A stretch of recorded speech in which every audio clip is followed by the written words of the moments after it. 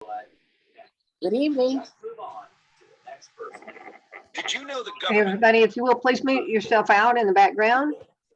Yeah, there's a bunch of you that are unmuted. Here. I'm going to mute all Harlequin. You'll just need to unmute yourself.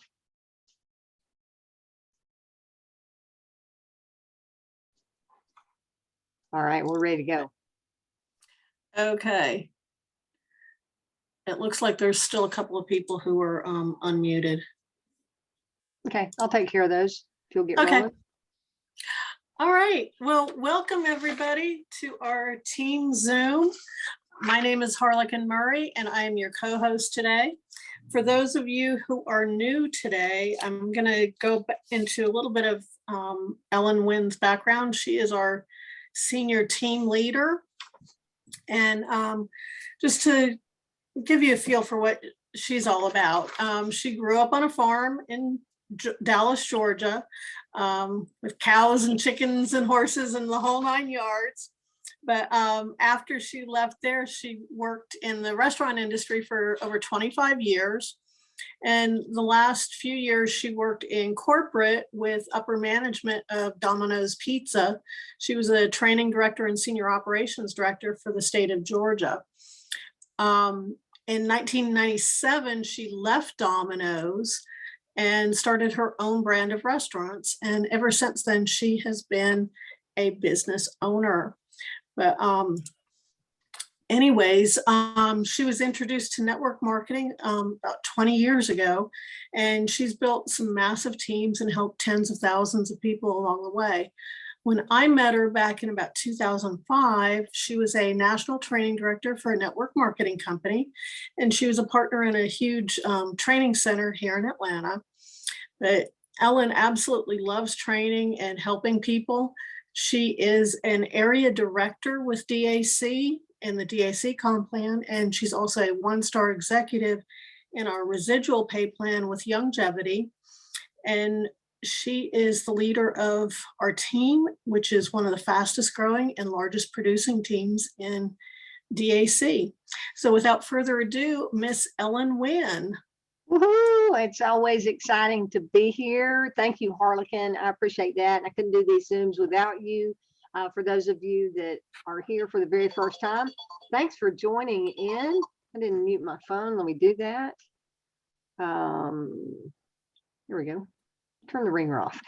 If you're here for the first time, we do these Zooms every Monday at 8 p.m. Eastern time. And I do this as a training platform and also a platform for you and I get to have some conversation face to face, get to see you on Zoom, and your name's not just in an email or a text message anymore. Then I can relate as to who you are and get to know you a little bit better. But every week we do some team recognition. We have different topics to cover, and tonight I sent out a text message. We're going to be talking about the DAC game plan and why the game plan is in place, who should be doing it, and why you should be doing it. Okay, so we're going to get into those details, but I have a few announcements that I need to go through here at the beginning. So grab a pen and paper and get ready to take some notes if you don't already have pen and paper. And before I go into that, what I was saying about Harlequin before my phone rang, she is here with me as my co-host every single week. I personally enrolled Harlequin a couple of years ago. I'm so glad that she said yes to the DAC opportunity. She is like my right-hand team leader here in my organization. She's such a great support person to the team, whether you're a part of her organization or not. She's always willing to help and extend a helping hand. So real proud to have you, Harlequin, as my business partner and co-host here every single week. I couldn't be doing these calls without you. You make it really easy to do these. So let me get our slideshow up, and I'll do screen share here, get that rolling, get into some team recognition. I really like to get these calls done in about an hour. Sometimes we go long with questions and comments at the end, but that's the target each week, is to do about an hour so you guys can get the information that you need and get on about your evening. Okay. All right. So team recognition, I have, this is our recruiting leaderboard, and this is for the week of March 10th through March 16th. In first place, again, this is several weeks in a row that Katina Willis has been our #1 recruiter. She had 8 new agent recruits for this week. Congratulations again, Katina. In second place, Katina's enroller, once again, right behind her, Eric Johnson, with 5 new agent recruits. Congratulations, Eric. I came in third place with 4 new recruits for the week, and I have PCP LLC. I operate under Prime Choice Partners LLC rather than my name, but I put my name up there so y'all know who that is, okay? If you were enrolled by me, then you saw Prime Choice Partners at the top of the page when you signed up. In fourth place, we had Gina Bordeaux with 3 new agent recruits. Congratulations, Gina. In fifth place, we had a 2-way tie with Eugene Clapp and Chris Bartalis, each having 2 new agent recruits. So congratulations, Eugene and Chris. Now to the right side of our leaderboard, with all these agents that had 1 new agent recruit for the week, we had Kiki Blofsky, Bruce Campbell, Edwin Daniels, JC Evans, Teresa Fletcher, Kenshun Gibson, Michael Green, Quentin Eidelberg, Melinda Kiesler, Jersey Mazudis, Jason McConnell, Charlene McCord, Nicole Porter, Destiny Reichard, Ashley Silva, Aminata Traore, Pam Warnock, Marv Wells, and Stephen Witherspoon. So congratulations to all of you who made the leaderboard. Now, I've got to put this disclaimer in. If you've been watching these Zooms up until this week, I believe, I've been highlighting the folks that had their first new agent recruit for forever in their DAC history. And I didn't do that this week.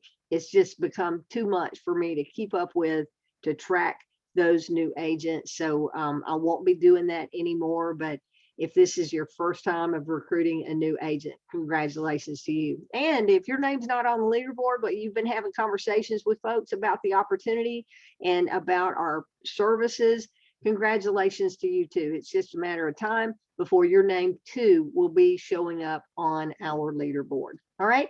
Okay. So a reminder that the auto engaged incentive is here. What does that mean? Well, if you're brand new and you're in your first 60 days in the business, it really doesn't apply to you. This auto engaged incentive is for those agents who have been with DAC for more than 60 days. See, when you're brand new and you sign up as a new agent, you've got a 60-day window where you're considered engaged anyway, automatically engaged. Engaged is a qualification in our compensation plan where it means you have to have had a customer in the past 60 days to be eligible to earn those enroller bonuses on your personally introduced agents, and also the extra bonuses that you can get paid on your own clients, right? So if you hadn't had a client in the past 60 days and you've been here more than 60 days and have fallen out of that automatically engaged that you get grandfathered in when you're brand new, then this is for you. That means that if you've been here for 3 months and haven't gotten a client, you can still be and should be still recruiting agents, because if you sign someone up as an agent by March 31st and they get a funding in their first 30 days, you're still going to get paid your enroller bonus as if you were engaged. Okay, so that's what this incentive is all about. Our recruiting numbers have kind of slid down, but we really need to be focused on that because recruiting is the lifeblood of our business. I was asked today by a new agent, how many new agents should I expect to have to recruit before I find a successful agent? And I said, lots. Out of 100 agents, you might find 2 or 3 that are actually going to get after it. Now, don't let that number discourage you. I'm just telling you the cold hard facts. Why is it that way? Because a free opportunity invites anybody and everybody. They just have to have a heartbeat and be able to fill out a form to be able to get started, right? That doesn't mean that just because they saw the opportunity and signed up because it was free, that they're actually going to go to work. In fact, a large percentage of agents that sign up with DAC don't even open their welcome letter from the company, which means they don't have their agent ID number in the first place. Or if they do get that, another large percentage of them don't even go through the training. So just assume that if you're recruiting, you need to recruit large numbers of people to be able to sift and sort to find those that are really the right ones for this opportunity, really the right ones that have a servant heart. They're wanting to get out and help the business owners in their local community, and also be driven and motivated to have success for themselves and their family. So that's me on recruiting. Okay.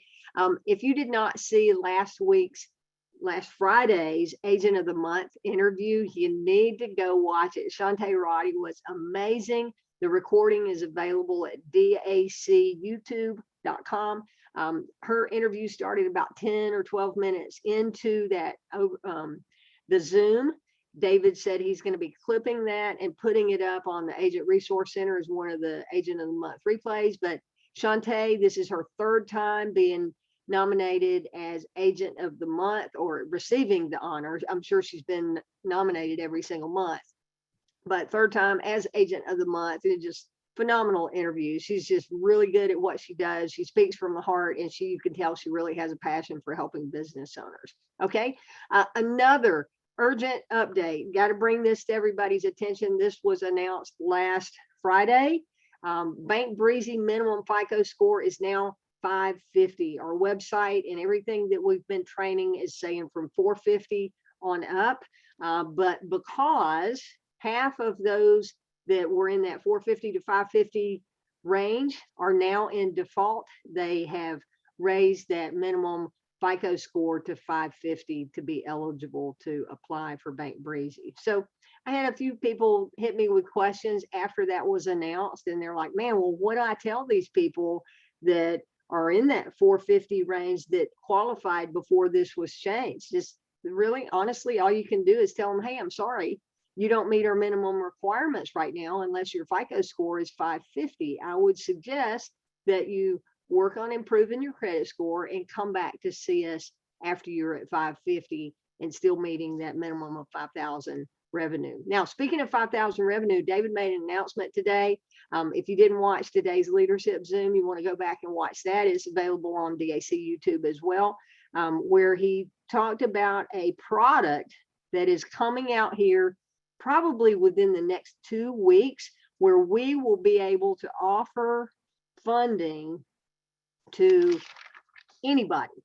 If they're a 1099 worker and they're a gig economy worker and they've got a 1099, even though they've got a personal account and don't have a business entity set up, they will be able to apply for funding. Now, listen carefully.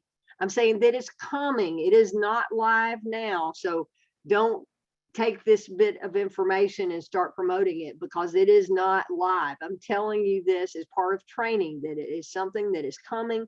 I'm really excited about it. I think this is a product that we're going to have huge success with. As we look back at the numbers of applications that DAC has had, David said our agents as a whole have submitted over 300,000 or have driven 300,000 applications through Bank Breezy since that product launched in May of last year. So 300,000 of those, 90% of that 300,000 that applied were not doing $5,000 a month in revenue. So they didn't meet our minimum revenue requirements. And then those who were doing over 5,000, over half of them never did bank linking. Okay. So we didn't move them all the way through from start to the finish line, but mainly because 90% of them didn't qualify on the revenue part. Now we're going to have a solution here in just a couple of weeks that will satisfy the needs of those 90% that did not qualify in the first place. So make note of that. It's now 550. Somebody else asked me, said, well, what about credit repair? Can we offer credit repair and help them get their credit score up? Well, I'll tell you what David Rutz, our company founder, says. His whole mindset is, and he's had credit repair companies come to us asking us to market that product. And he and Wade, our senior funding director, really feel like, and our lending partners feel like, those credit repair programs, however, they may be great for some people, but for the most, it's really just creating an inflated credit score that is there to kind of fool a lender and puts a lender in a situation where they're loaning to somebody who really does have horrible credit and they haven't paid their bills, or they filed bankruptcy or something along the way that's tarnished their credit. And they're just kind of covering it up because of these credit repair companies. So David will not be adding that anytime in the future, a credit repair service. He just won't be adding it because our lenders want to see what someone's true credit worthiness is. So if you're promoting credit repair companies, have at it. That's up to you to do that, but it's not something that we endorse or encourage because our lenders are at risk. If they're loaning money to people that aren't truly credit worthy and don't have a proven track record or showing that they're improving their credit score, then our lender is at risk. And if our lender is at risk, that means that DAC is at risk of having money taken back. I talked about clawbacks last week, and it puts us all in a bad situation if we're not bringing legitimate clients that are going to pay back the money that is advanced to them through our process. So that's where we are with the credit score. Also wanted to note, David talked about this on Friday and talked about it again today. The bank that DAC has been using for years, since I've been an agent, has been acquired by another bank. So the bank has been sold, and that new banking platform does not have the same ACH direct deposit platform that David has been accustomed to using to pay us as agents. What does that look like? Well, I don't know yet, but I do know that if you were asked, if you were sent a commission email on Friday or today, then you're going to need to send David your direct deposit information. Okay. They're working on transferring the stored data from the ACH that he already has on file. If you have earned a commission before, they're working on transferring that over, but they may not be successful in that. So you may have to provide that information again, even if you have in the past. So again, if you received a commission email Friday or today, then you're going to need to send David your routing and account number so that he can get that direct deposit in process for you. And just be patient. No, I've been with DAC since June of 2018, and I've never missed receiving a commission deposit on time every single time. And no one else has either, unless there's been an error with the ACH or something happened with the trigger. But DAC pays their agents on time. So just know that, but please be patient as we're going through these hiccups with this bank acquisition, which is totally no control of ours. It's all in the bank hands, but David's working diligently to find a resolution for that. Okay. Another announcement tomorrow night.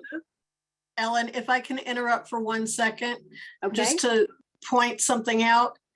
If you did not receive an email about a commission Friday or today, do not send your bank information to David.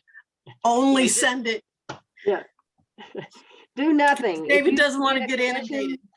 If you didn't get a commission email, right, do nothing. Thank you, Harlequin. Very, very point on. Yep, exactly. All right.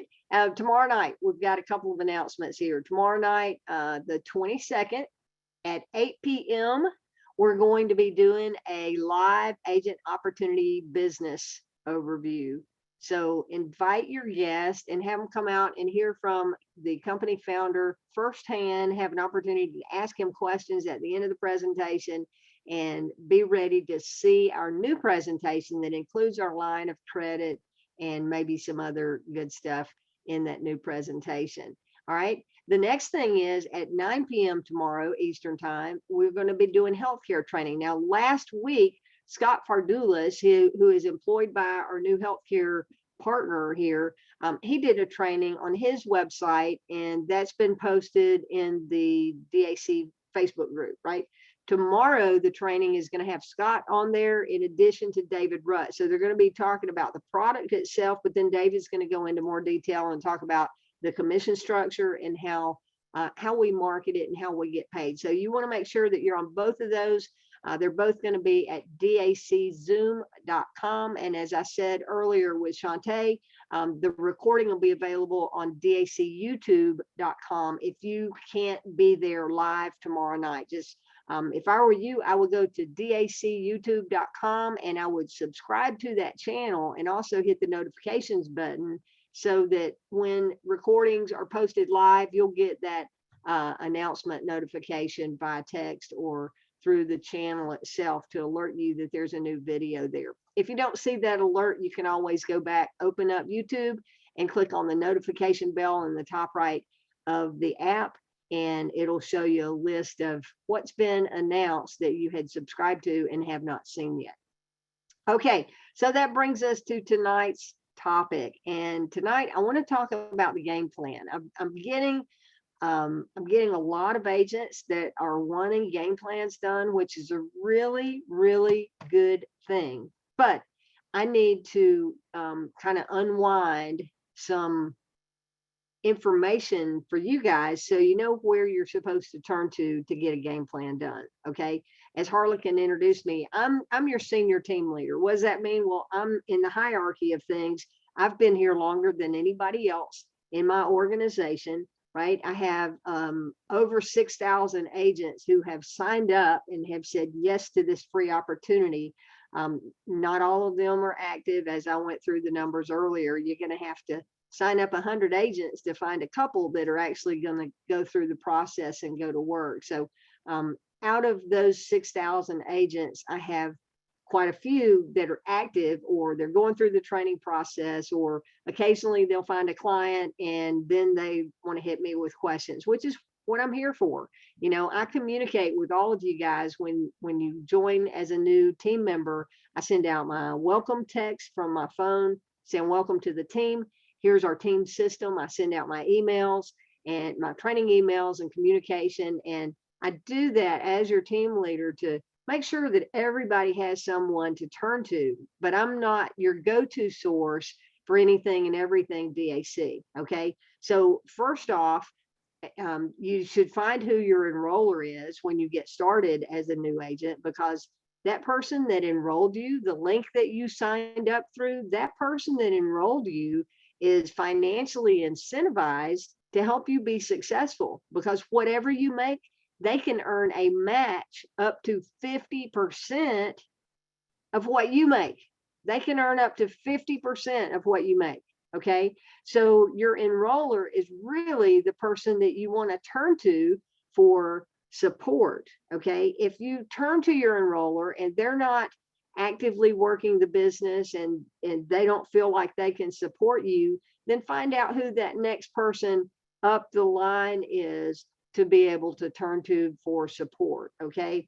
Because sometimes, you know, you may be 7, 8, 9, 10 generations away from me. And if so, that means there are 8, 9, 10 people between me and you that are potentially earning on you. And I'm here just at the top getting a little haircut off of everything that goes on in my organization. But the people that are closer to you are the ones that are getting the lion's share of the matching bonuses on what you make. So those are the people that really should be working with you and should be helping you through the process. So if you've not done a game plan, I want to take you through the game plan process tonight. One, for you to understand what the game plan is all about, and two, to look at it from a trainer's perspective, right? You have to be a student and learn how to do something so that you can help others do it. But it's a real simple process. I'm going to take you through it, show you where the information is.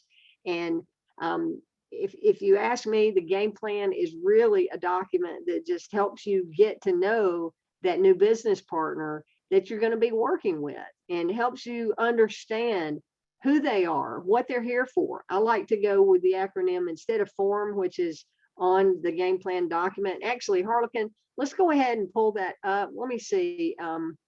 Can you see this on my screen now? Yes, we can. Okay, great. Let me blow You that might up want to real make it quick. a little bit bigger if you can. Yeah, I'm going to blow it up and go through a little bit here at a time. Okay. And this is the one we talked about. And then I have, I don't think I do. I don't have the second page that you sent me. So we'll have to pull that up on your screen share when we get Yep, there. not a Okay. problem. All right. Awesome. So, this document, let me show you where I'm pulling this from. So I'm going to go over to davidallencapital.com. We've got two different game plan documents. I'm going to show you both of them, and I'm going to tell you which one we're going through tonight. Okay. They're both very much the same, but information has been tweaked on one and not the other. And there's still some tweaks that need to be done. But the bottom line is the game plan is a document that's just kind of a worksheet for you to go through and calculate numbers as to how many exposures you need to be making and how many fundings and how many new customer finance clients and payment processing clients and line of credit clients you need to hit your financial goals every month. That's what the game plan is all about. Okay. So I'm going to take you through where to find it. So if you go to davidallencapital.com, which is everybody has davidallencapital.com/, your ID number, right? But you can just go to davidallencapital.com. And if you scroll to the very bottom of the page, you're going to see resources here. The second resource down is Agent Resource Center. If you click on that link, this is where all of the information, the training tools that you need to access as an agent really are. Okay. At the top of the page, you've got videos 1, 2, and 3, which are your first 3 trainings that are absolutely 100% required for you to watch before you start talking to clients about our program, right? I field questions every single day, and about the second question that I field, I can tell that the person hasn't even gone through training. Okay. Hey, Harlequin, I'm going to pass back to you on the game plan document for a minute. I've got to take this phone call and give them some information real quick. Okay. Can you do that for me? Okay. Start out there and just go through the Okay. beginning lines there. Okay. Okay. I've Right. got a limousine client that has just landed, and apparently the driver that's getting him has not contacted him yet. So I need to make sure they connect. Okay. No problem. All right. Well, so basically you go through the different things, and I was looking at something else. So, purpose of meeting, it basically try and get between 1 and 2, try and get to know the person that is on your team that you're working with. Find out who they are, what they're looking for, and what motivates them. And then recognize their strengths and how that will benefit them in DAC. Is it somebody who is really good at phone calls? Do they do better in person? Do they do better? Are they really good at social media? Do they have a lot of experience with that? Find out, what they're going to be able to do best. And then the next thing is explain the value and commitment of a serious partner or a project. Team leaders will give special support and attention in exchange for commitment, work ethic, and coachability. If you're somebody who is going to not put in the effort, and you want, you're wanting somebody to kind of spoon feed you, that's not really what we're here for. You need to go and make sure that you watch those videos and go from there. Everyone's busy. We don't want to waste each other's time. Like Ellen was saying, we get phone calls all the time, people asking, well, one of my clients went and applied on Biddy or Bank Breezy and they got a duplicate. That has been answered so many times in so many ways all over the place. So, just keep in mind that that's kind of not what we're there for. It's when you have a specific question or need. Do you want to go ahead and take back over, Ellen? Or you? Yeah, I'm good now. Thank you, Okay. Harlequin. I appreciate that. I saw that call coming in. I had my phone muted, but it was my client. He had just landed and they're connected now. So all is good. you don't want to be landing after flying all the way in from London to Atlanta, thinking that you've got transportation there waiting, and then when you land, your driver's not connecting with you. So I want to make sure that was smooth transition for them, so they're not panicked about how they're getting home. But thank you for stepping in there. Great stuff. Your point on with everything that you just said about not wasting each other's time, and really what we're here for, right? And that is, I love making myself available to do three-way calls. If you're an agent and you've got a client on the phone, maybe you're new, the client starts asking you questions that you don't know the answer to. If I'm available, I love doing those calls to talk to the client and answer their questions, and we'll walk them through the process. Or I love doing the consultation type call where we can take them through and ask them all the different services that they're using to see where we might be able to help them. But really not making good use of my time or Harlequin's time or any team leader if you're asking us questions over and over again that are covered in the training, like Harlequin just said. So it just kind of, it wears thin on patience sometimes when people get started and they don't go through the training to begin with. So this game plan is really a connection with whoever you're working with to say, look, I'm committed. I'm going to do my part. I'm going to go through the training, and I'm going to follow the system. I'm going to do things the DAC way, which means going through the training, following the systems, and doing what my assignments are. We're going to get into assignments in a moment, but the DAC system, where there's no guessing, it is results based. There's strength and unity, and we all learn from the experts. You know, Shantae Roddy did her agent interview on Friday. I guarantee you, every time there is an agent who is having success, David Rutz is analyzing how that agent is having success. And if there's something that can be tweaked in the DAC system because of success from a particular agent, he is adding that in, and he is training on it. So we're always training the most relevant, most current methods that are working for our most successful agents in the field. So just know that, and follow our proven system. And we want to be able to duplicate the client acquisition part of the business. We want to duplicate leading a team and identifying other leaders. Okay, so you got a client funnel, you've got an agent funnel, and a leader funnel. Those three funnels are where you keep filling your pipeline, so to speak, and working on finding those that are going to raise their hand and say, hey, I'm ready for leadership. I'm ready to build a team. Or the ones that are constantly getting clients and bringing that type of business to the table.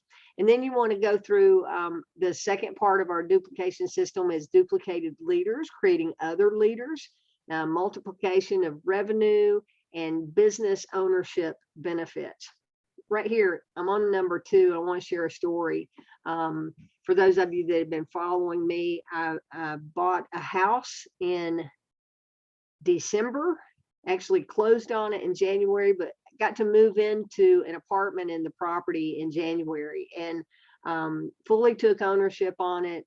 And actually I moved in December, fully took ownership in January, a week after the closing, right when the people that bought the house from moved out. Now it's totally ours. And I was over the weekend, I was working in the yard doing some projects with some plants, and had some guys here working for me and with me, helping me do some things in the yard. And again, today I was doing the same thing. I got up early this morning. I worked and took care of business, took care of my limousine business. I took care of some DAC business. And then for several hours today, I was out walking around on my property, going around the pool and putting out ant poison, and going down to the dock on my lake and taking care of some things there, and just really enjoying this new space that I have that was mine. It's where I grew up. It's on the family farm, and I'm back home on that family farm now. But the point of this is that I was thinking how blessed I am to be a business owner and to be an entrepreneur, so that I create my day. I sometimes work dictates what my schedule is, my work with my limousine business and DAC and meeting with clients or going to chamber meetings or home builders meetings and those scheduled things. But so much of my day, every day, it gets to flow in and out of my life because of what I've been able to create here as a business owner. I was thinking today, I'm so blessed to not have to get up and go to a 9 to 5 job somewhere. I have the luxury of in the middle of the day, if I want to run up to Home Depot and get some things for a home project, I can, and I don't have to worry about a boss telling me I can't take a break right now, right? I've got time freedom because of what I've been able to create as a business owner. And I wish that for each and every one of you, if you've not been able to accomplish that yet. It's just an amazing feeling to have that type of freedom and also have financial security that goes along with being a successful business owner. So that's where the business ownership benefits come in my mind. There's nothing like being able to create my own day and not have to go punch a time clock for anybody anywhere ever again. Duplication of leaders occurs from system understanding, usage, and teaching it to others. And that's where teaching it to others is learning how to do this game plan, right? It's all there in front of us. I'm just reading the document, but I'm giving you a little bit better explanation of it as we go through. And then part of the system is setting goals, learn, understand, and use the DAC system to identify those who want to lead. Okay. Now, what I was saying before we pulled up this document, I want to go back up to number 2 here at the top. Learn about them, their why. And they use the acronym of FORM, which is family, occupation, recreation, and money. And I really like the acronym of LORD. Okay. So when you first start talking with someone, L stands for location. Where are you located? Where do you live? Right. Occupation. What do you do for recreation? And what is your desired outcome? What is your why? Why are you doing this? What are you dreaming about that has you excited about this? So LORD is location, occupation, what do you do for recreation, and what are your dreams? Why are you doing this? What is your desired outcome here with this business? Okay. All right. So I'm going to go back down to number 6, the 4 steps. This gets reviewed at the end of the business presentation, 4 steps of getting started. David covers this. After he does the presentation, he says, okay, if this is for you, then stick around. We're going to go through the 4 steps of getting started. If you don't know what I'm talking about, then you need to make sure that you're on tomorrow night's live Zoom at 8 p.m. where David's going to cover that full business presentation. Or if you can't be there, watch the replay, or you can even go watch the full presentation on your DAC partner site. That's where this is covered, right? But getting started right is getting signed up. You get your agent ID, read your welcome letter, and your website. Okay. Number 2 is get trained with onboard videos that I pointed out, those big green numbers at the top of the Agent Resource Center. Number 3 is get going, have a grand opening and launch your business out loud, right? When I opened my restaurants, we had a grand opening. After I'd been open for a week or so, we did a grand opening and had contest and just a big party atmosphere to encourage people to come in and celebrate our grand opening there at the restaurant, right? So you would do the same thing. This is just like opening a traditional business. You are a business owner now, as long as you treat it like a business. If you don't treat it like a business, it'll be a hobby for you. Okay. So have a grand opening, launch out loud with all of your people, everybody that you know and would send a message out to. Think about if you just got started as a real estate agent, wouldn't you want everybody that you know personally to know that you're now in real estate? If they ever wanted to buy or sell a home, you'd be happy to help them.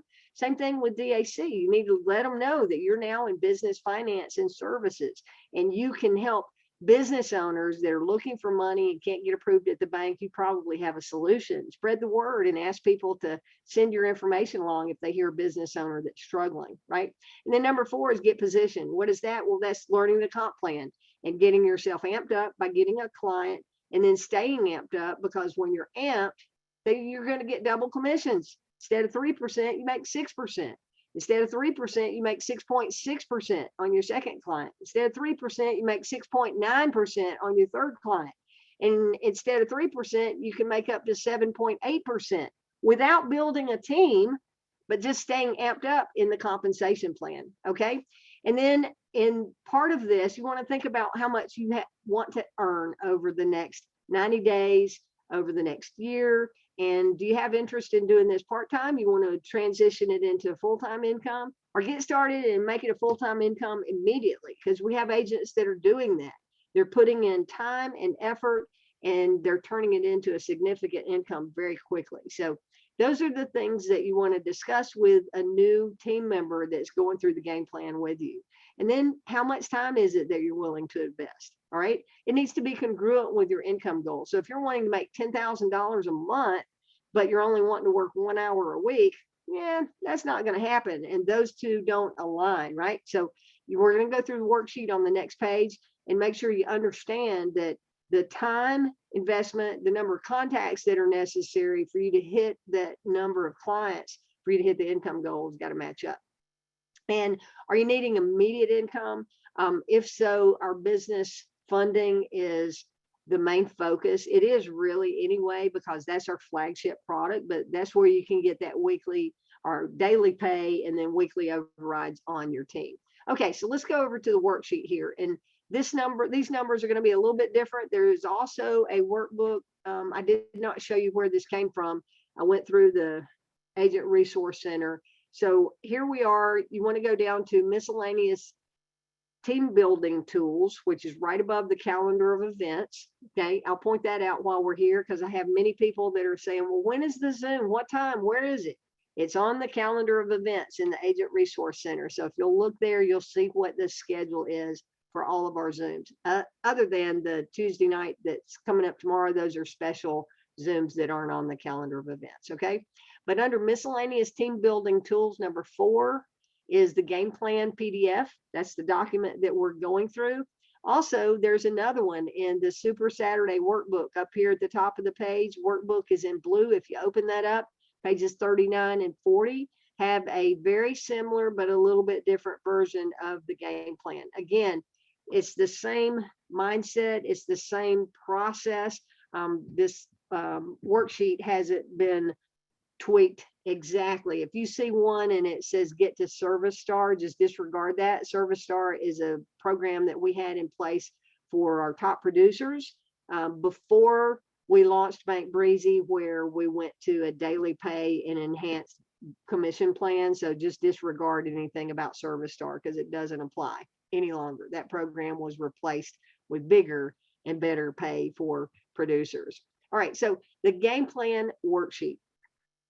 Here we have, this is really all you need to know. What's an average client worth, and how many clients are you going to need to hit that? So let's use $10,000 as what your desired income is on a monthly basis. Okay, so if the average Bank Breezy client is $8,400, and after you get one client, that 3%, you're going to earn 6%. So we're going to assume you're making 6%. So one Bank Breezy client is worth about $500 in commissions. And DAC funded client, the average funding is $40,000. Multiply that times 6%, and it's $2,400 value on a DAC client. So if you're focused on Bank Breezy, consider your client being a $500 commission. If you're focused on DAC and the larger fundings, figure your average client is going to be around $2,400.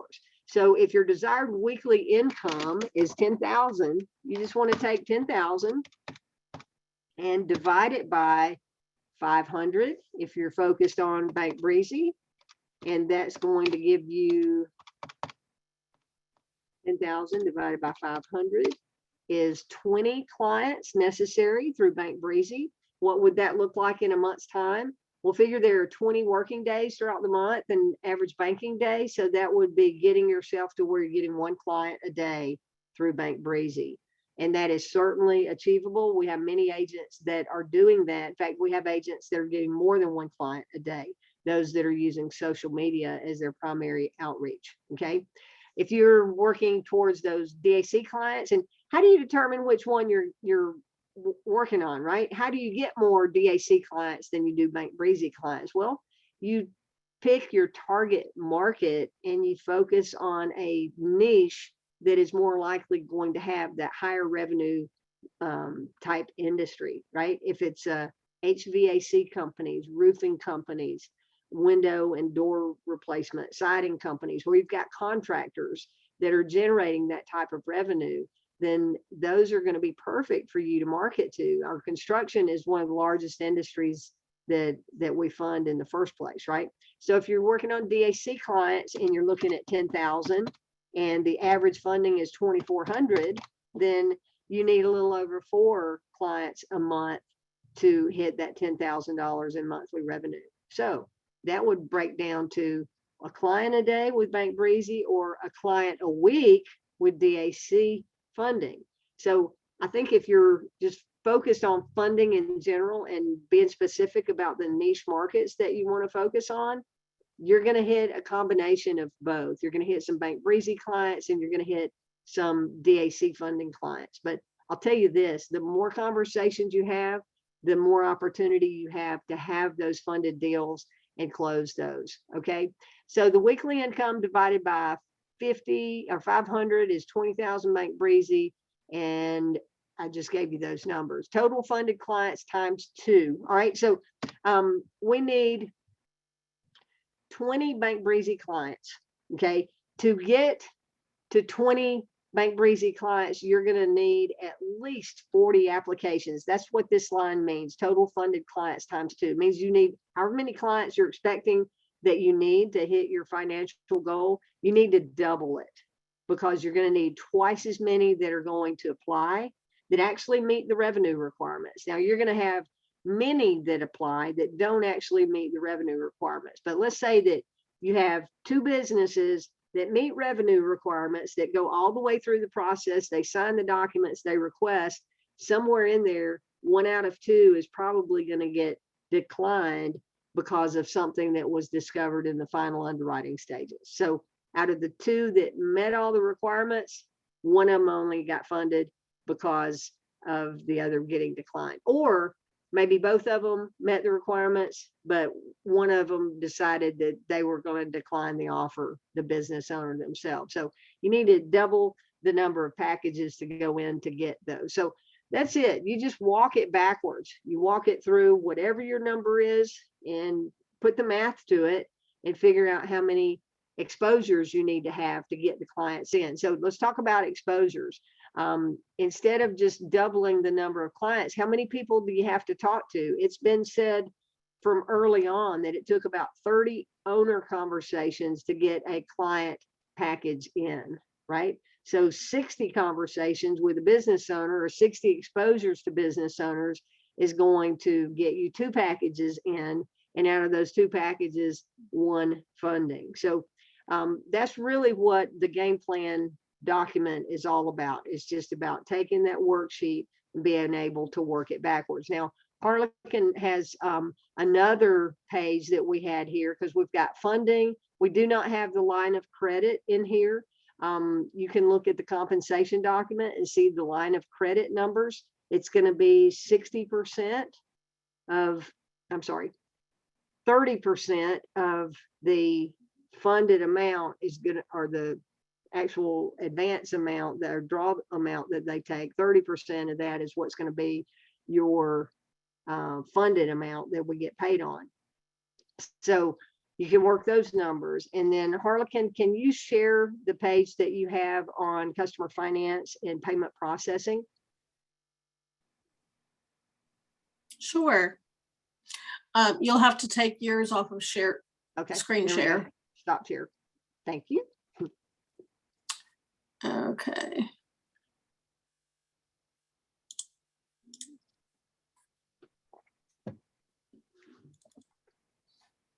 Okay, can you see it? Yeah, just blow that up. Mm-hmm. Okay.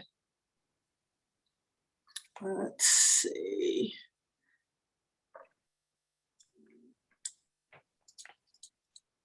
There you go. Looking good. Okay. Yeah, that's great. And do you want to go over the numbers or do you want me to? Either or. Because I've figured them out, and also on the customer finance. Take it away. Go for it. Kind of messed up on there. Okay, so on payment processing clients, using the numbers that Ellen was using on if you're looking for $10,000 a year in customer finance or in payment processing income, you take that, and the average client that's doing $12,000 a month on credit card processing, you earn about $500 annually on that. So in order to get $10,000 over a year, that's going to be about 20 clients. So if you're wanting to make that per month, then you're going to have to get 20 clients per month. But anyways, so. And one thing on that, let's point this out, Harlequin. One thing with the payment processing, since that is a residual product, once you bring a client on with that product, you're getting this layering effect. So you build 20 clients this month, you go get 20 clients next month. Now you're getting paid on the 20 clients that you got this month, plus the 20 clients that you got the previous month. You go do it again the third month, 20 new clients. Now you're getting paid on them, plus the 20 the month before, plus the 20 the month before. That's the beauty of these two products that we're covering here, is that it's not like funding where you have to go get new clients that are going to get a new funding, right? These clients are on services that go month after month after month. So go ahead. Yeah, you're exactly right. But yeah, I know some of my agents have payment processing clients, and one gentleman, he's got 2 clients, and that pays like his electric bill every month. So you know, it can add up.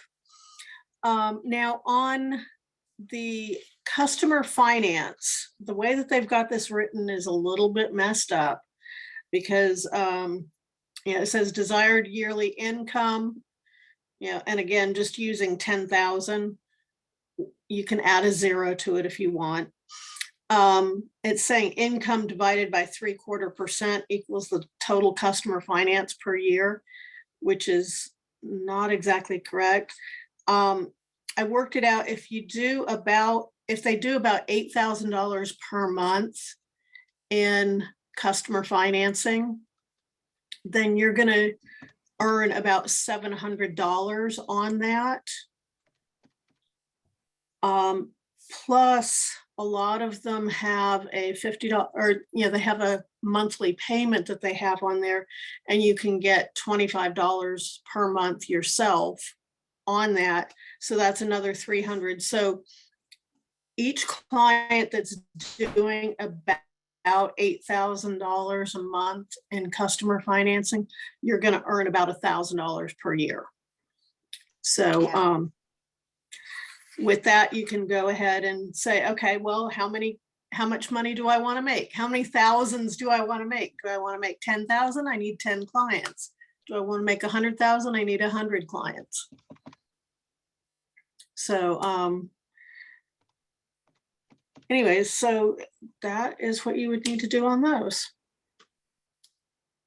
Yeah, absolutely. Well, thank you for pulling that up. And that is a little confusing, because we're talking about monthly income on the other sheet, and this is talking about yearly income. But the bottom line, that 3/4% on the customer finance, whatever their monthly revenue is, that's new financing on the customer finance product, multiply that times 0.7%, and that's what your monthly income would be. So if they're doing 50,000 in, it has it says 0.75%, but it's actually more 0.7 rather than 0.75. Right. So if they're doing 50,000 a month in new funding times 0.7%, that's $350 a month residual to you on that particular product. Okay, cool. If you'll kill the screen share, and I'll go back to what we were on. Thank you very much. Great job with that. I'm going to go back to screen share here and back to this document. We're almost finished with it, and then we'll take questions. Okay, so you've got your personal activity goal, okay? And now you also want to think about adding in your team override income matching bonus plan here, especially when you get to DAC 4, okay? Because you can get to DAC 4 on your personal production. To get to DAC 4, you have to have at least 4 funded clients and a total of 40,000 in revenue between all of those funded clients. Then that gets you to DAC 4, which is the highest level you can reach in the compensation plan without building a team. But when you do start building a team and you hit DAC 4, there's some really significant overrides that you can earn. In fact, as a DAC 4, I'm going to pull up my comp sheet so I'm not misquoting this. As a DAC 4, you earn a 30% matching bonus on your own overrides, on your own fundings, plus the difference between what your level is and anybody in your team that gets funded. So you're really starting to earn significantly over your team. You can earn anywhere from 5 to 50% of your team's personal commissions. In this example on the sheet is using 15%, which is an average there. So for every 100 clients in your team, 90 of them being Bank Breezy and 10 of them being DAC, that's going to equate to about $1,150,000 in funding. Okay. Their personal commissions are going to average about 4.5%. How's that? Well, some will earn 3%, which is the standard commission. Some are going to earn 6% or higher, but the average is going to be 4.5%. So let's do the math on this. Let's go back. 90 Bank Breezy. Remember we had Bank Breezy is, I'll go back up to the top of the page, 8,400. So we take 90 times 8,400. That's how the math is calculated. That's 756,000. And if we add 10 DAC clients at 40,000, that's 400,000 that we would add to that. So that's where David's coming up with the 1.15 million in funding. All right. So their personal commission will average 4.5%. So 1,150 times 4.5%. That means that there's funding commissions being paid out of, it's actually 51,750, but he rounded it to 52,000. Okay. 52,000 gets paid to them. And if you are earning on your team, if your team has earned a total of 52,000 and you are earning a 15% match on that, so take 52,000 times 15%, that's where you have a $7,800 override per 100 clients in this example, where you've got a 90% Bank Breezy client, 10% of them are DAC. So 7,800 per 100 clients that your team is generating. This means as a DAC 4, you're going to earn about $78 per funding in your team. They're below level 1. Okay. So just do the math on this. And then the last thing you want to do when you're doing that accountability partner is have your, whoever you're doing the funding, the game plan with, okay, let's say you're the team, you're the leader that's working with a new agent coming in. The new agent would report back to you. So you got an accountability partner here. And I always give people the option of, hey, do you want to do this accountability thing? Do you want to do it daily, weekly, monthly, or not at all? Right? And their answer is really going to dictate how committed they are, in my mind. And most will opt in and say, I want to do it daily. Okay. And here's the 4 things that you want in that accountability report. Number 1, let's say I'm gonna treat you like I'm working with you and you're the new agent that just went through the game plan with me. I'm gonna say, okay, so now that we're wrapping this up, I want you to give me an update daily, which is what you've agreed to. I want you to send me a text message with these 4 things. Number 1, I want you to tell me what your daily activity goal was, or whether it was weekly or whatever. What was your activity goal? Was it 5 contacts, 10 contacts, 15, 20? How many were you going to reach out to? Okay. Or your activity goal could have been that you were going to attend the local chamber meeting and do sit down with someone for coffee before the meeting and do a lunch after the meeting, right? That could be your activity goal. Doesn't always have to be a number of contacts specifically, but it's something business oriented, right? Second thing is what was your actual activity, right? You had a goal, and what did you actually accomplish out of that goal? Was it more or less? And number three is what accounts for the difference? If it was you did more than anticipated, why? How were you able to accomplish that? If it was less, then what happened that caused you to not hit your goal, right? And then fourth is what can be learned from what you achieved or did not achieve. And it's just really a process getting you think through what your daily activities are, what the results will end up being, and how you can tweak your daily activities to be on a successful path to be able to get the results that you're working for and trying to achieve here. So that's really as simple as it gets in what the game plan is. More importantly, is you getting to know the person that you're going to be working with, and understand what their goals are, because there are going to be times when they're wanting to quit and they're wanting to walk away from this business and give it up. And if they told you their goal was to be able to provide, to build that new home for their family, or to be able to put their kids through college, or to be able to take care of their parents in retirement, whatever that goal might be, you can bring it back to them and say, well, what are you doing about this? Did you change your mind? You're not interested in doing this anymore? Because a lot of times when we have that goal brought right back around to us, it makes us stop and think and go, you're right. I did say that. And I see that DAC can be the way. I'm just not working it the right way to make that happen right now. So that's what I run into with the game plan. But again, guys, in the beginning of this tonight, I said, if you're going to be recruiting people, plan on working with those people. Don't expect somebody else to do it. I have systems in place to help all of you start earning money while you're learning, but my support is not here to replace the training, is here to be in addition to the training. So you got to do your part. You got to go through the basics and expect everybody that you bring into the team to go through the basics as well.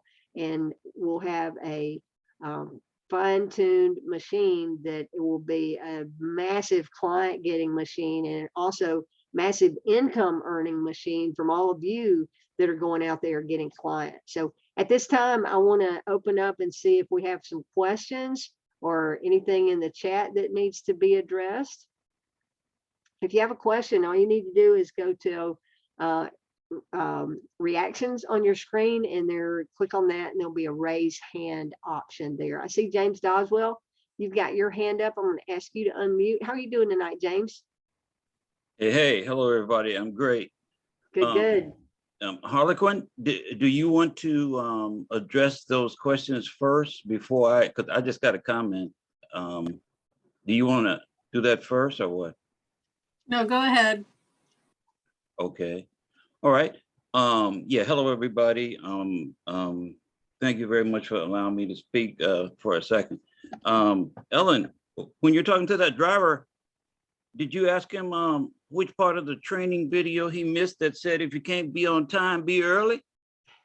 My driver was there. He just didn't send the message yet to the client. Oh, okay. Oh, so you're trying to put it on the I have my clients trained too. My clients are trained to text me the minute they touch down, right? So that gives me time to have heads up and stuff. So my client was following the training that I taught him a long time ago. Okay, great. Yeah. Okay, yeah, I just wanted to touch on the new line of funding that's coming in a couple of weeks. And if I have a misunderstanding, please just cut me off and correct me. I just want to say for everybody's benefit, the change is going to be another fork in the road after the apply button. There won't be any new materials coming out. There won't be a new thing on the drop cards or this or that. There might be a little bit of changing in a month or 6 weeks, into wording on a drop card. Okay, but don't, be all excited like, oh my God, in a couple of weeks, I'm gonna be able to get somebody, $1,000, $1,500. No, you're still sending them to the same thing that you've been doing. Keep doing it. Maybe change the wording just a little bit. Okay, but the change is after the apply button. Just know that. Okay, just like we had 2-3 weeks ago with the 100% online. Okay, it was a change after the apply button. This is the same thing. Inside that, he said that there's going to be some additional questions or something. So by this time, they're not even going to DAC. They're already headed to Bank Breezy, but now there's going to be a fork in the road heading to Bank Breezy that'll take them to somewhere else. So just know that you can get excited that, you know, it's probably going to happen in a couple of weeks, but don't stop doing what you're doing, waiting for the new this and the new that or new nothing. Okay, just keep doing it, keep putting it in there, and when they get past the apply button, then it'll kick in and everything will be fine. Yeah, actually, you're right, James. And I'm glad you mentioned that, because we did cover the new online application, and I've been harping on, I'm sending all of my clients to the David Allen Capital business capital page. I'm not using Bank Breezy at all, because that active application is not live on Bank Breezy, right? The one that sifts and sorts is on the David Allen Capital business funding. But when this new process launches, it's going to do the sifting and sorting. It's going to take them through the correct funding platform for that lower revenue, those that when we launch that, that'll be eligible without the business checking account. And I'll reiterate, this is not live yet. This is something that is up and coming. We talked about it earlier tonight. And again, I'm saying it's not live. So don't say, oh, Ellen said we can get them without a business checking account. No, it's not live yet. So make note of that. We will do an intense training when it is live on that process. This is just a little peek as to what's coming. But when that does come, that, as James just described, it'll point them to the right funding platform for that lower revenue business, but it'll also add in that online application that we now have, which is currently not doing. So if they answer the question that they're doing over 15,000, it's not going to send them to Bank Breezy anymore. It'll send them all the way over to the DAC funding. So that's going to complete the online application sequence in full once we get that new product launched here in the next couple of weeks. And I can't wait for that, because I think that's one of the biggest training issues we have is everybody sees Bank Breezy in their welcome email. And David always talks about leading with Bank Breezy, but Bank Breezy is not the right product for all of our clients. So this new process will sift and sort once we get it launched here in a couple of weeks. So thank you for that. Appreciate that comment there, James. Was that it? Yeah. Don't see on there anymore. Yeah, Okay. that was it. Thank you very All right, much. great. I'm going to go to Randy and ask you to unmute. Hey, Randy, how are you doing tonight? I'm great, Ellen. Glad to be here. I'm glad you're here. Learning. Yep. Lots of education. I realize this is definitely work by listening to the numbers through the game plan. My numbers have been very, very low in listening to all the numbers that you need to go through for, you know, getting the actual packages and the clients and the agents. So, you know, I'm going to be taking that into the equation of success here, that there's got to be a lot of activity. You know, it's not just going to come. You got to do your part, as you've been saying all night. I have a couple of quick questions, just maybe on or off the subject of what we were really on tonight. But one was the 30% of the funded value of the line of credit. I'm just not real clear on that compensation. Is that 30, you take 30% of the funded value and then you get 3% of that? Or I haven't, and I looked around on the information and couldn't really get it answered. So I hope that makes sense to you, what that actually means. It does. And I'm going back to my notes to make sure I'm not misstating that. Actually, Ellen, I can answer that one. What they do is the funded value is 30% of the actual amount that they draw. So if they draw $10,000, you're going to get paid as though it's $3,000. Exactly. And then on that, thank you, Harlequin. I pulled that line up right in front of me as you were saying that. On that, if it's 10,000, the funded value is 30%, right? So 3,000, like Harlequin said, but that 3,000 funded value, our compensation plan is written so that your 3% or 6% or those higher overrides that you can earn, they're all based on getting paid off of the funded value of that client. So you get paid on that 10,000 draw as if it's a $3,000 funded value. So 3% of 3,000 or 6% of 3,000. Does that make sense? Yeah, that's kind of what I thought after hearing it today. And so, Mhm. yeah, it does make perfect sense. Mhm. The other thing was I started kind of moving towards domains. I actually have done a little bit of printed material just on my own, and I realized going out there that, and I watched this early on in your domain training, and that to transpose that from your printed material into their computer or whatever device they're going into to get to the link have you found that there can be, there's a problem there, and I can't quite remember how you explained it, but that's why you encourage domain, which I'm starting to check into, name on the printed material versus the actual, your actual ID, agent ID number. Yeah, so what I find is if you use davidallencapital.com / your agent ID number, a lot of times if people don't have a relationship with you, they won't even put in that agent ID number. They'll just do davidallencapital.com. And it's possible that somebody is running an ad and David Allen Capital pops up on the top of the paid ads page on Google, and they just click on that and they go in and fill it out, and they're ending up under somebody else's ID number.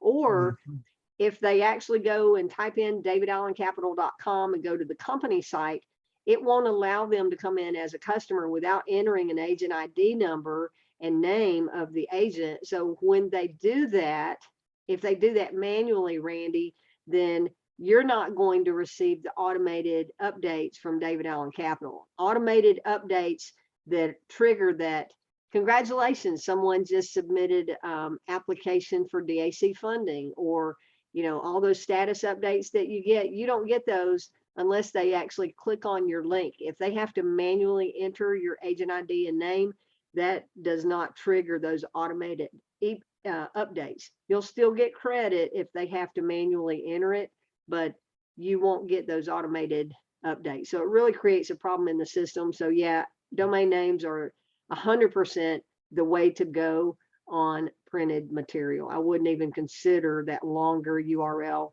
davidallencapital.com, all spelled out / your ID number. And when you're talking about domains, when you're thinking of a domain name, make it something that's simple, right? Not hard to spell, and not 2 or 3 different spellings of it. I say that because if you're giving someone your domain name over the phone, if you're saying fastway2funds.com, is that 2 the number, or TO spelled out? There's so many different variations of words. So you want to be smart in how you pick those out. But again, if they're printed and it's right in front of them, it's going to be easier for them to type it in and get to the right domain. Good question. Was there, I think you had 2 questions. Was there a second part to that? Well, that was it. And then you led right in. I was going to ask you how to pick the domain name. So you answered it. I was looking at them today, and I held off going ahead with one until tomorrow because I wanted to kind of weigh out what's going to be the best name. And you just added to that. So that's perfect. Okay. Awesome. Yeah. I love it. Thank you. I appreciate the question. Always good to see you, Randy. All right. And I have Cindy up. I'm going to ask Cindy to unmute. Good job getting out there. And Hey. Cindy and I did a game plan the other day, and she is on top of her accountability report. So great job with that, Cindy. Well, thank you. Thanks for working with me. Yeah. It's really great to have a game plan, because when you're accountable, it's a lot easier to know that you have to do it and get you over that inertia. One of my questions was on business cards. You put your phone number and your email address and your domain name, right? And then the domain, like I'm going to be leading with the DAC funding, the business capital cards. And so I have that linked to that business capital domain at the, the destination link. Gotcha. So that's what you do, right? Okay, because Yeah, you just want it to have your name, your contact information, whether it's your cell phone or if you got a business line, an email address that they can email you, and your website. Those are the basic things you need. Yeah, you don't need to list a street address or any of that. In the days of having a storefront location, I think an address was necessary, but that doesn't apply with us. So you don't need an address on there. Because on there, one of the options is your ID number. So do we put that on there too? You can if you want to, but I don't have it on my cards. I just played around with the form and played with it to get it to look the way I wanted it to look instead of using the agent ID number. Okay, my second thing was on the draws, the LOC draws, that initially it's 30% of whatever they draw. So let's say they draw 1,000 and then we get paid on 300, right? And then sometimes they'll start paying it down, but they're not completely paid down. And then they do a second draw. And then, but since we've already been paid on the, because it gets recalculated. Mm-hmm. But you get paid on the new drawdown, whatever that new drawdown amount is. 30% of that is what you'll get paid on. So that's all we need to focus on. And then the other one, that's what I thought. But yep. Thank you. You're welcome. Good questions. And don't tell them what I did wrong on the text. What not to say. Do or don't. Huh? Do or don't. Do you want to share that? What I don't. Okay. Remember what triggered that big long question of, hey, check this out. Yeah. On my text. But anyway. I got you. Okay, good job. Thank you for the question. All right, anybody else got questions or comments or anything there in the chat that we need to cover before we wrap up, Harlequin? You're unmuted. Yeah, there you go. Yeah, sorry. No, I'm trying to type. Somebody had a specific individual question, so I was trying to resolve that. And Cheryl, I'll get to that to you in a minute. Let's see, there's 3 of them that I have, and I've got to scroll back up to it. Okay, the first one was from Jesse Grady, and you were talking about Bank Breezy and the number of apps that didn't, that people didn't qualify for. And I think that figure, I don't think it's 90%, I think it's 50% didn't qualify. Because David was saying there were 300,000 and that there were 150 that did, 150,000 that didn't go through. But Jesse was asking what's the actual approval rate. Okay, let's see. I'm going back to the notes that I wrote from today, and he may have misstated it today because I'm only reading today's notes on that, but he said 90% of the 300,000 that applied did not do 5,000 in revenue. So only 10% of them met our minimum revenue requirements. That's what he stated today. And out of those, 50% of them did not complete online bank linking. So the whole purpose of him saying that was really to say, look, we had a massive audience of people that were wanting funding, but the majority of them didn't qualify because they didn't have enough revenue. Because when we first launched Bank Breezy, the word got out online that we were doing business funding, and this happened right after the Small Business Administration was doing the PPP loans, the payroll protection program for small business owners that could pay themselves or pay employees, right? And the business owner, solopreneur, was considered their own employee. It also came right on the heels of the EIDL, or in the middle of the EIDL. So we had already trained, or the SBA had already trained all of these independent contractors that were Uber and Uber Eats drivers and so on, and Amazon part-time drivers. They had trained all of them that if you're a 1099 worker, you can qualify for these business funding programs through the SBA. So when we launched Bank Breezy, the word got out quickly, and we were flooded with applications from the Uber community, Uber and Lyft drivers, and Uber Eats, and DoorDash, and all of these 1099 workers. And I think that's what was going on. We didn't have an answer, didn't have a solution, because most of them did not have a business checking account. But this new program that is coming around the corner will qualify a majority of those folks that didn't qualify to begin with. So that's exciting. But again, it's not live now. Don't go promoting it until we get the go ahead and we get all the details on it, to get the right information out there. So be good stuff. Okay, awesome.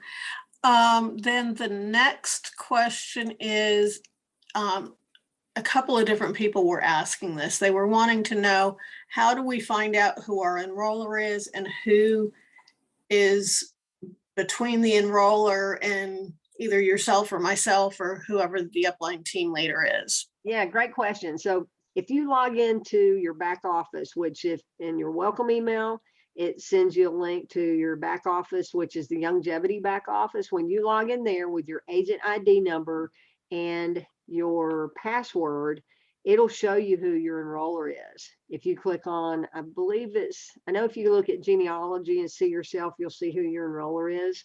And I think it's also on your dashboard, but it'll show your enroller's name and their contact information, so you can reach out to them.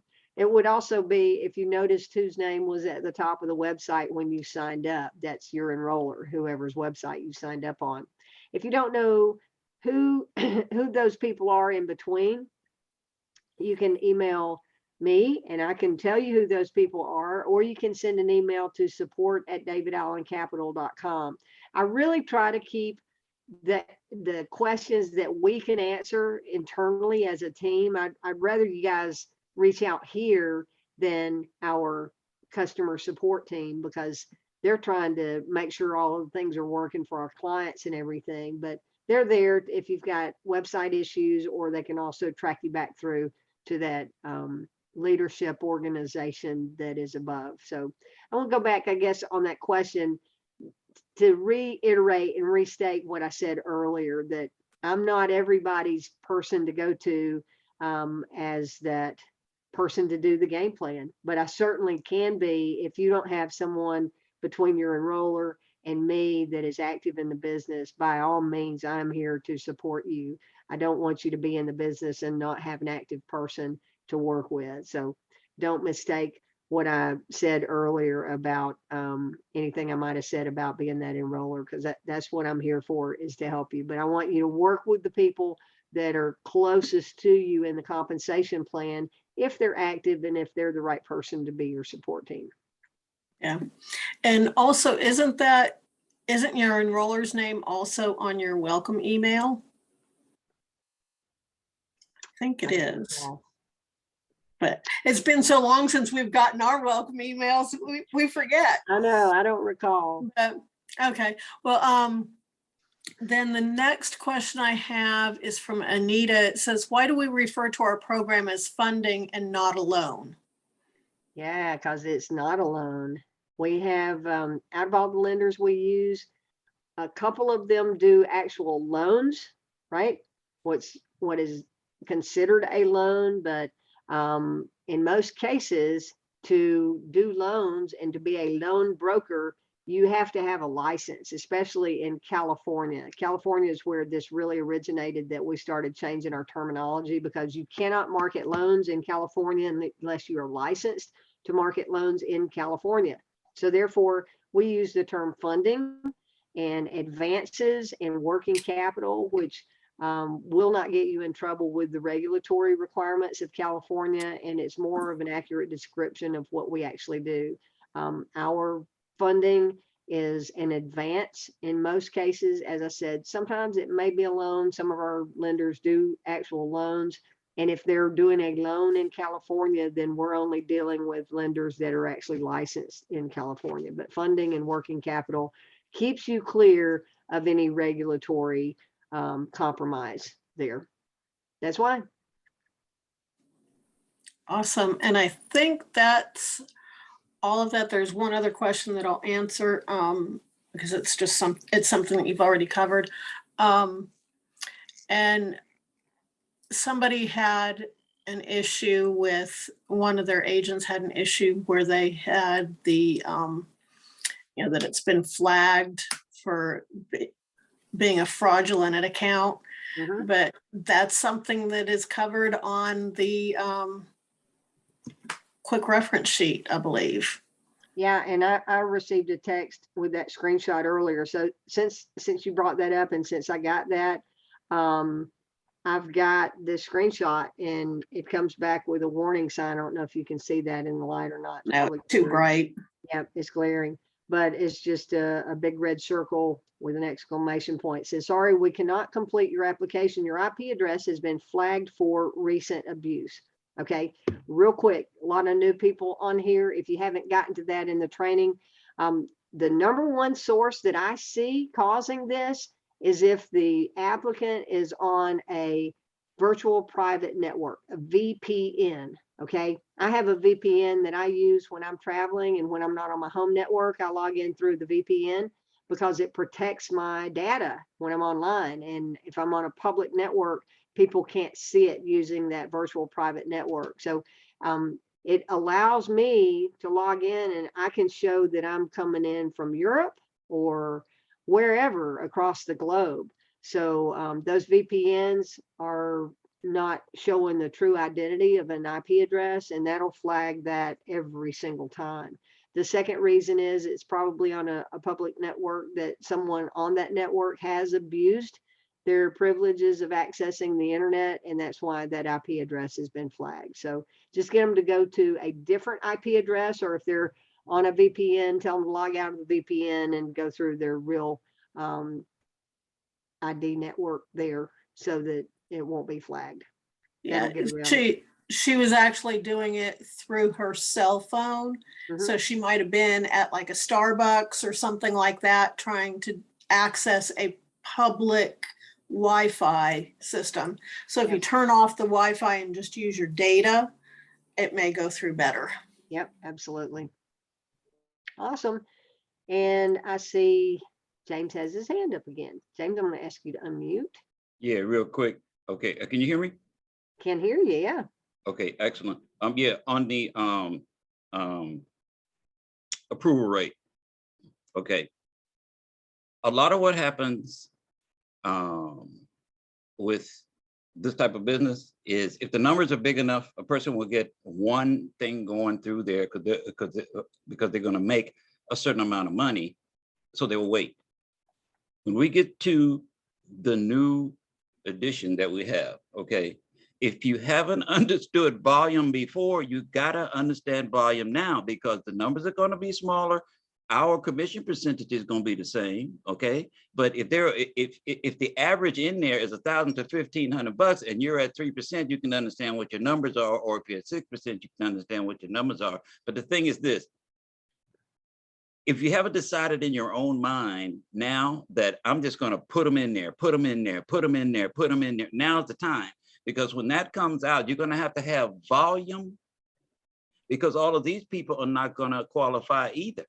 It's just like when he was talking about all those Bank Breezy apps that went through, but then the percentages of declines and all those other things, they didn't do this, they didn't do that. It's going to be the same thing on the low end. So you got to understand that volume from now on and your commission check is going to be more important, because when you get that $1,000 deal and you get that $30 commission, okay, you're going to be like, wow, really, what? $30? Okay, I can't even get a cheeseburger and a soda with that.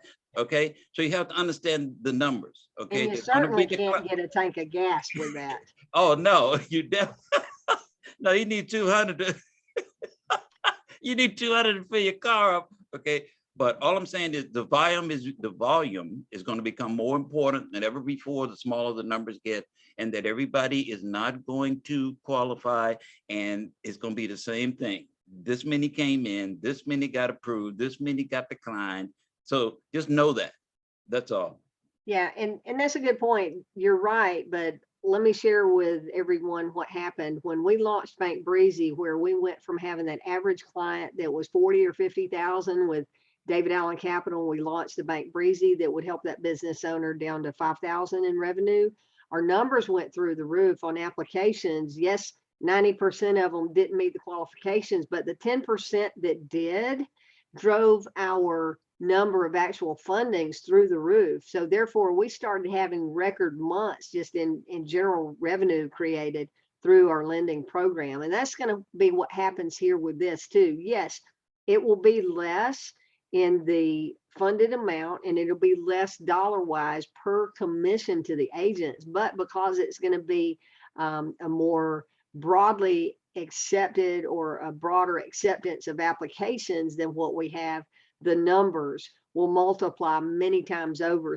So what took someone a while to get one Bank Breezy client, it's going to be much easier to get several of these new clients, just because everybody knows someone that is a 1099 worker. I mean, I could just look around on two hands here, and 8 out of 10 people that I think of are 1099 doing some type of work from home or part-time income stream going that would probably qualify. In fact, Wade said today that people that are doing network marketing that have a 1099 income as a part-time gig on top of a regular job, they would qualify for funding under this platform that we're going to be launching. Again, it's not live, but it's coming here in the next couple of weeks or so, as soon as they get everything tweaked with the technology piece, because they've got to have this 100% online, just because it is too labor intensive for our team to try to handle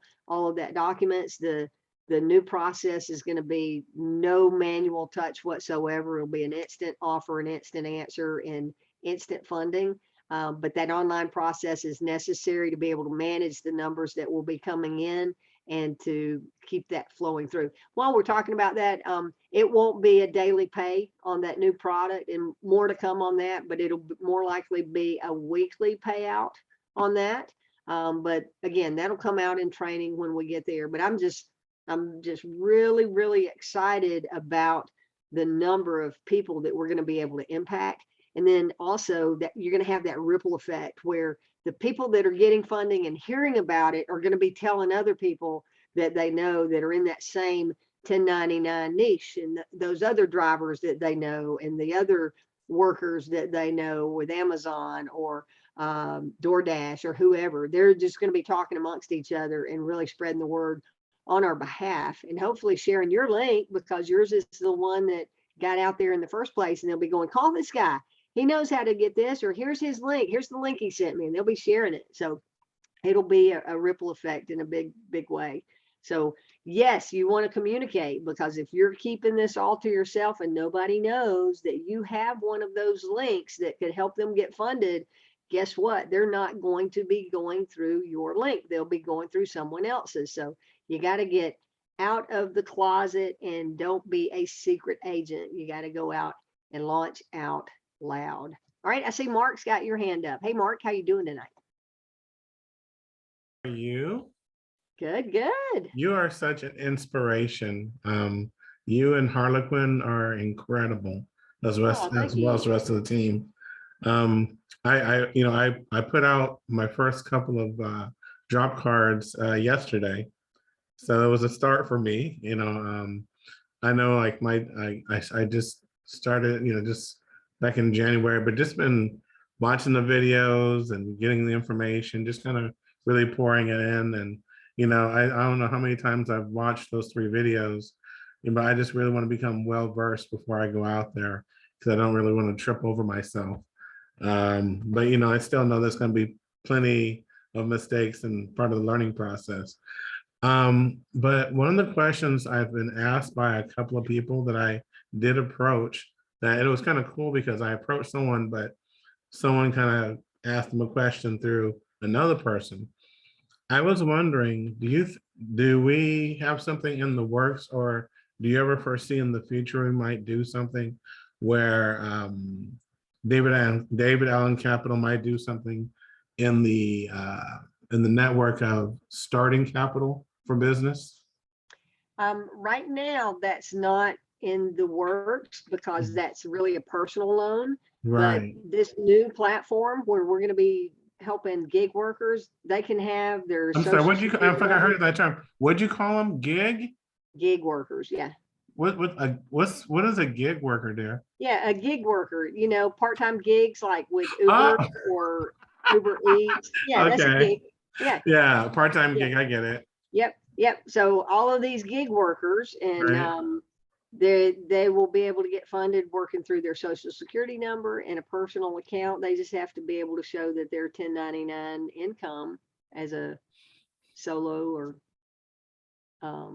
self-employed person. So Wow. we'll be able to do that. But if they're a part-time worker with 1099 gig worker and are wanting startup capital, they can possibly get that seed money, so to speak, Mhm. through using that 1099 income on the program that we're about to launch.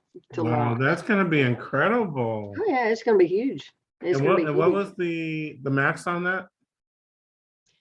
The max, Max amount of capital on that? that's going to go up to between the 5,000 and 1,000 that we have now, because so 5,000, many applicants don't hit 5,000 a month in Right. revenue.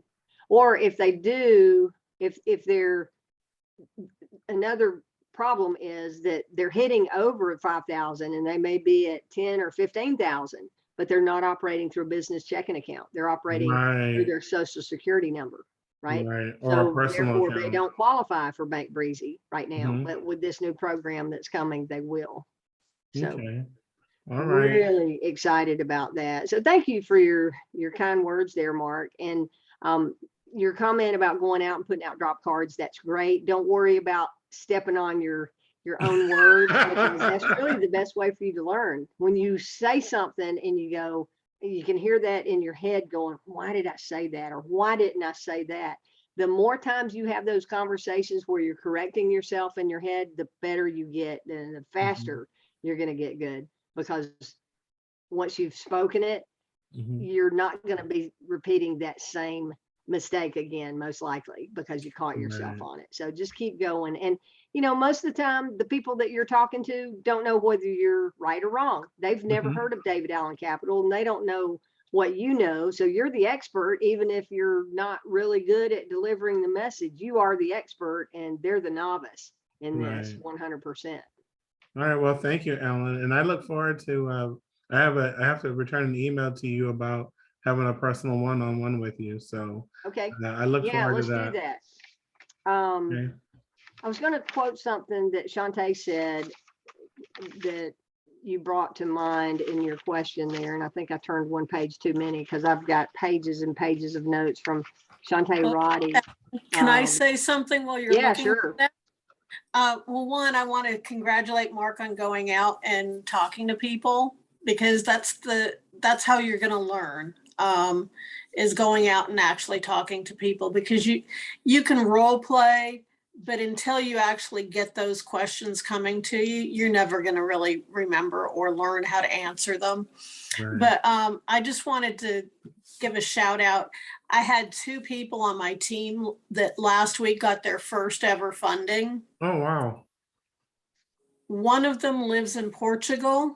The other one lives in India. Wow. So, you know, that totally takes away a lot of people's excuses that, you know, you can do this anywhere. Yes. And, you know, it's just your mindset and, okay, these are my parameters. This is what I have to work with.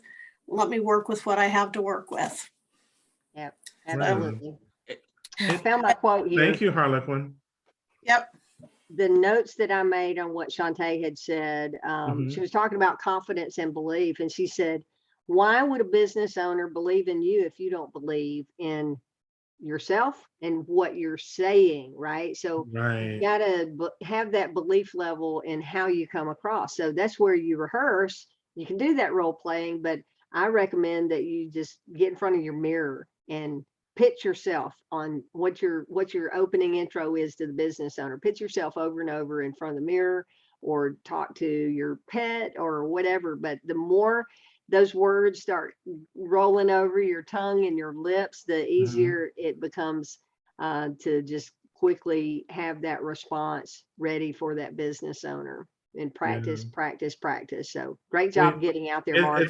And it's so true, Miss Ellen, because you know, when I was just sitting at a barber shop, you know, it's never been there before. It was the first time, and there was 2 barbers that were there. And basically, I was just asking them, I mean, we were, the little barbershop talk, hey, never met me before, never saw me. What do I do? And I tell them, I'm an HR consultant, but I just also recently got involved in helping small businesses with funding capital. And they're like, really? And I said, yeah. And I said, can you tell me about the life of a barber? Like, what kind of things do you guys need funding on? And he just opened up just like that. And they're telling me, it was I didn't know that all that a barber needs and their expenses and stuff like that. And so I actually gave, so those are the 2 people I kind of gave funding cards to. And one of them had, the owner of the place, who came from Nebraska, by the way, to Fresno to start a business. He left a successful barbershop, started one in Fresno, and then he had like a cousin that was working with him. The guy, he had his, the main one I was talking to, he has everything set. So I'm actually gonna return back to him on Wednesday because he was looking for an accountant. So I was gonna share with him my accountant that I use. But we're gonna follow up. In fact, that's why I really need to get back in contact with you, because if I can't get Peggy, I might need you or someone to talk to them live when I'm there. But he had his own business account. But the other guy, he'd been working for a handful of months, but he only has his checking account. So I just think this is kind of neat, the timing with what we're about to do. So I'm not going to say anything about the new thing coming up, but until the right timing, of course, when it is released. But I just think that's exciting that the people that don't have that or kind of in the process, we have something for them as well. So Absolutely. But thank you so much, and I'll be emailing you or texting you. Thank you so much, Yeah, text me. Ellen and Harlequin. And those words that you both shared were very encouraging. And what Excellent. I see other people doing is very encouraging as well. So thanks. Excellent. Well, one more word of encouragement for you. I love how you pose the question to the barber, saying, well, what goes on in the life of a barber, and what is it that you have to have funding for? And just asking that business owner to tell about their daily struggles, because nobody ever asks them that. So you're giving them a platform to voice their needs to you. And I love how you positioned that. That was great. Thank you. Yep, absolutely. Ellen. Yes. Okay, speaking of drop cards here, okay, do you want to share it, or you want me to share, okay, your secret technique of the praying the praying business owner when he comes to work and you put your card? Oh yeah, Okay. yeah, I know what you're talking about. You want to tell it, or you want me to tell it? Yeah, no, I'll tell it. I'll tell it. So I can hear you laugh, James. I'll tell it. Yeah, so James is referring to me talking about going out and handing out drop cards, and have frequently gone to businesses after hours, going through a strip mall or whatever, if I'm out and about in the evenings, and handing out those drop cards. And instead of putting them on the door here, I'll put them up at the top of the door. Well, I'm tall, I'm almost 5'10", so I can reach the top of that door. But that way, when whoever comes and opens the door to unlock in the morning, which is usually the business owner that has the keys, then my business card comes floating down from the top of that door, right? So I think of it as, that business owner may be opening the door and they've been praying for help and praying for relief, and all of a sudden here comes their solution just floating Exactly, down from floated the out of the heavens, right? sky.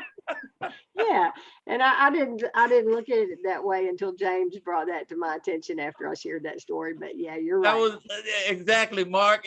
Exactly. Hey, you know, Oh, sometimes you got to oh. take your sign. And if that were me and that business owner and I opened the door, I'd be like, where'd that come from? Thank you, God. Absolutely. Good stuff, James. Thanks for the reminder there. All right. Anybody else? We're going to wrap up here. We've had great conversation. I appreciate you all and the feedback and the questions and all the input. Harlequin, was there any last thing there that we're missing? You're still laughing. Oh, no, I'm laughing, but also, Mark, what is your last name? If you can type that into me. But I just kind of, this was what I found, are the cards that I collected on Thursday night at a couple of networking events. So go network.